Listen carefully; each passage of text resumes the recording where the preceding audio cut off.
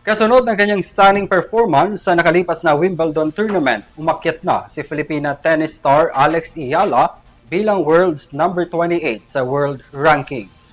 Ang kanyang momentum inaasahang magtutuloy-tuloy habang ikinukonsidera ang kanyang pagsabak sa Asian Games. Ang maaksyong balita sa mundo ng sports ihahatid ni JB Gaviola. Dumako naman tayo sa balitang sports kung saan Alex Ayala planong sumabak para sa Pilipinas sa nalalapit na Asian Games at umaasang makasungkit ng medalya. Matapos ang matagumpay na kampanya ni Ayala sa Wimbledon, plano ng Pilipina tennis star na magdala ng karagdagang medalya para sa Pilipinas. Sariwa pa sa kanyang pagkapanalo noong July 7, kinumpirma ni Ayala ang kanyang planong maglaro para sa Pilipinas sa darating na Asian Games ngayong taon. Sa kanyang pahayag sa isang forum sa Bank of the Philippine Islands nitong Martes, sinabi ni Ayala na kasama sa kanyang mga plano ang Asian Games.